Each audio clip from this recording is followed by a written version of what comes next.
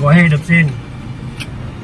Mas na-ipigil ang accident dito sa Ticalo Estandio, 2 agents Mandole na ay bali ang alis tricycle versus single motor. Paliyog daw at tuwa kay Nado and injury ni.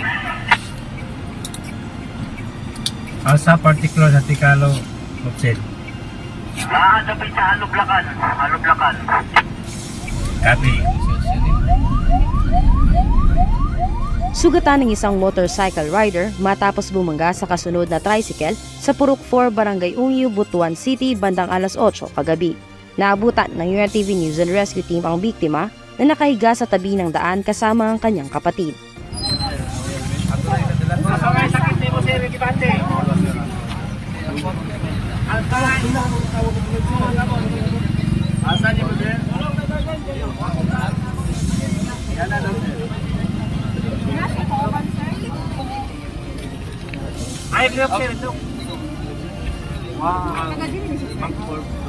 Nagtamo ng sugat sa kanang kilay at pumamaga sa likurang bahagi ng ulo ang rider na kinilalang si Richard Di Parene.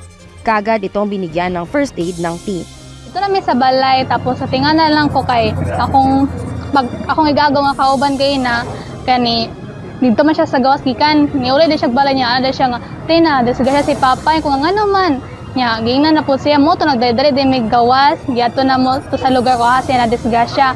Tapos pagkato na mo dito ang ako na lang nakita kay nakahigda na siya sa kalsada unya sa bakses ako apong isa ka angkol. Ayon sa inisyal na investigasyon, pauwi na si Di Parene sakay ng kanyang motorsiklo at nagtangkang mag-overtake sa isang tricycle. Dahil nawalan ng kontrol ay bumangga ito sa gilid ng tricycle. Dinala ang pasyente sa MJ Santos Hospital. Wala namang natamong sugat ang driver ng tricycle na kanyang nabangga. Hazel Ferzas, UNTV News and Rescue. Diyos ang aming sandigan, serbisyo publiko ang aming pinahahalagahan.